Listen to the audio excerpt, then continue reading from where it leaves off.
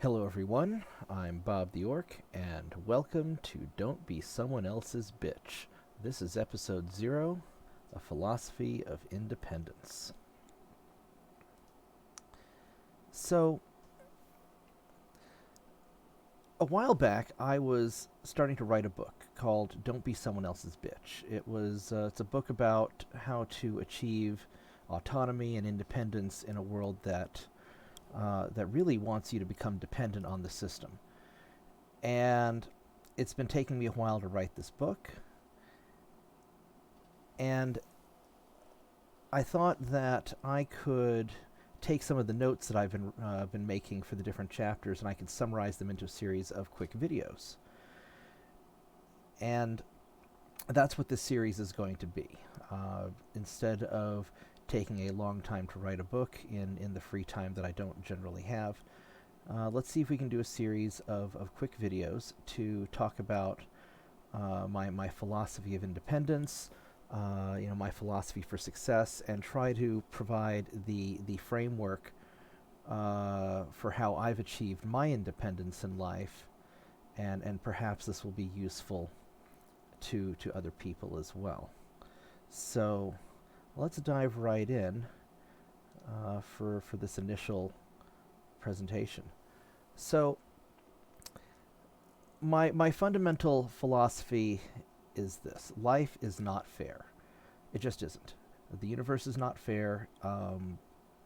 Most systems that we live under are designed to keep the rich and powerful on top, and to keep everybody else subservient and holding up the system, and essentially turn us into slaves in one form or another. Maybe not necessarily the shackles of days long ago, although in some parts of the world that's still a thing. But at least in America, it's more of a financial slave, an institutional slave, where you don't really have the freedom to choose your own destiny. And a lot of people will rail against the system and try to knock it down or change it. And perhaps that's the right thing to do. However, I've always taken the philosophy of, okay, life is what it is. Instead of focusing on what should be, I focus on what is and what is not. And the reality of the situation is that life's not fair. So how do we beat the game? How do we work around the system and work around the obstacles that life gives us so that we can achieve success despite the odds being against us? So the first thing I'm going to do is let's define success. So what I believe success is, I see success as having the resources and freedom to do whatever I want to do, even if others don't want me to do that. I don't consider myself to be wealthy. I'm not impoverished, but I'm certainly not wealthy. I don't have yachts and private planes and all that stuff, but I have the means to do whatever I want to in life. If I want to travel, I can travel. If I want to invest in a new project, I can invest in a new project. If I want to take my evenings to start up a video series, I have the free time to do that. Um, you know, and it's not that I don't have responsibilities. I have a lot of responsibilities, but the responsibilities in my life are of my choosing. And that makes a big difference. I own several businesses, so that keeps me busy, but they're mine, right? I'm not working for the man anymore. I was able to throw those shackles off a while back.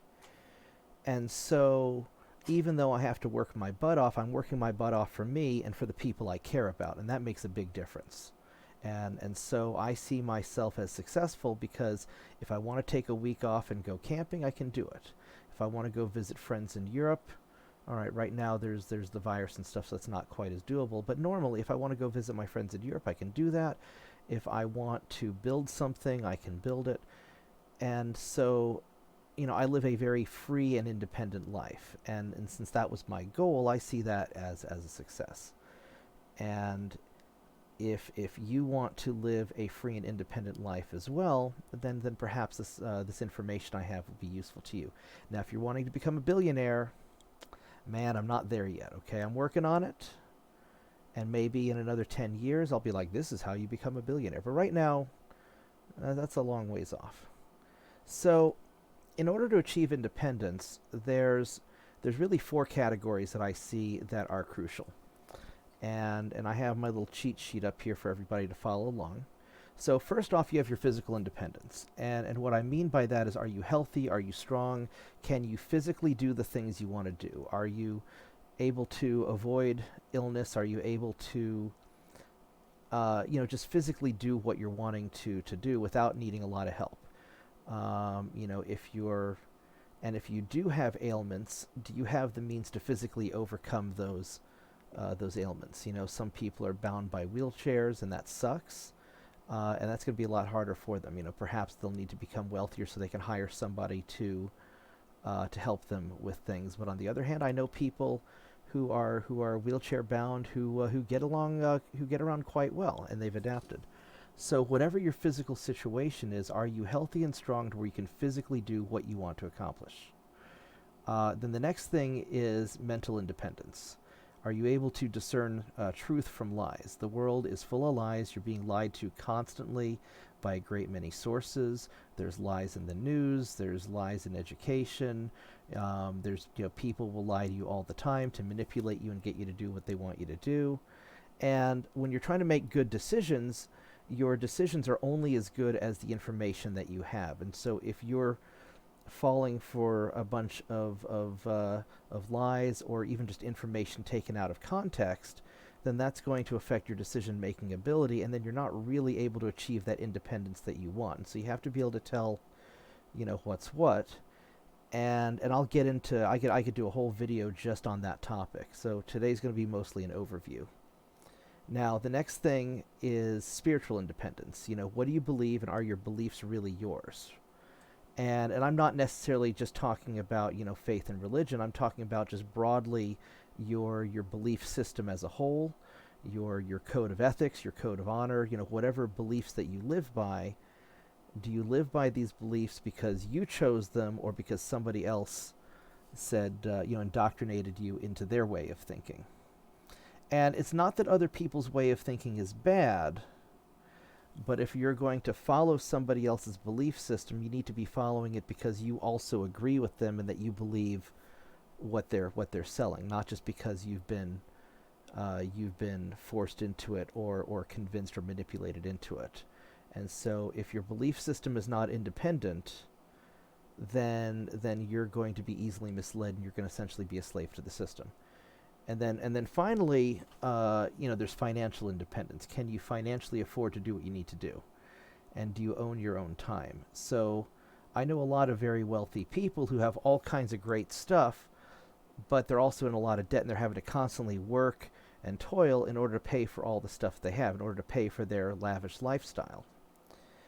And so, who's really more free? The millionaire who has to work 60-hour weeks just to maintain their lifestyle, or perhaps somebody like me who, if I want to take some time off, it's no big deal. Do you have a lot of debt, right? Are you having to make a lot of payments on things? Do you have a lot of dependents? I know wealthy people who are on their third wives, and they're paying for child support here and alimony there, and they're screwed, right? They might have a lot of money, but they have no time. And so they're not really financially independent. And so true financial independence is really a time independence. Can you, are you independent to the point where if you need something done and you don't want to do it yourself, you have the means to just pay somebody else to do it? I like mowing my lawn, but if I don't want to mow my lawn, I can pay somebody to do it. That's a very basic form of financial independence.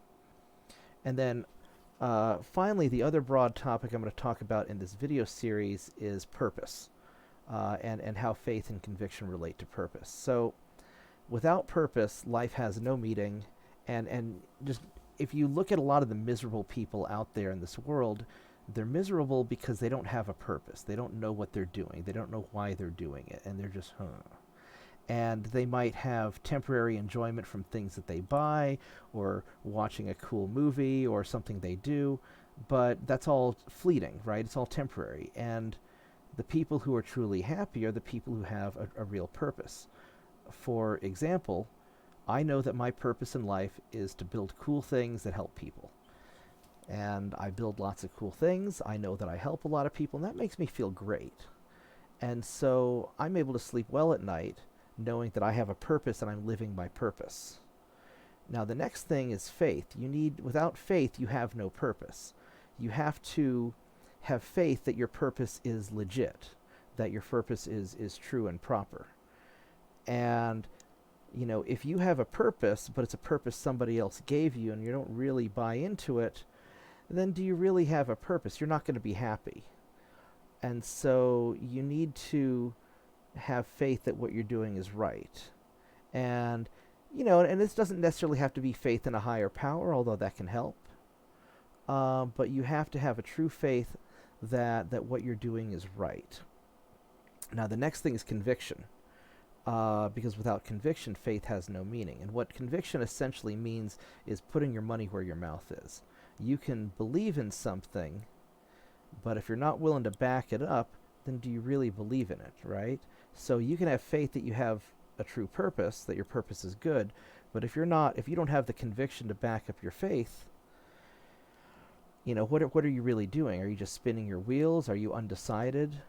And maybe you need to rethink your purpose if you're not willing to put that conviction into it.